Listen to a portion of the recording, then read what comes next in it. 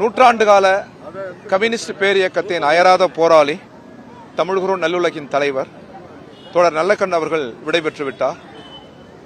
தமிழ்குரு நல்லுலகம் அவருக்கு விடை கொடுத்து விட்டது.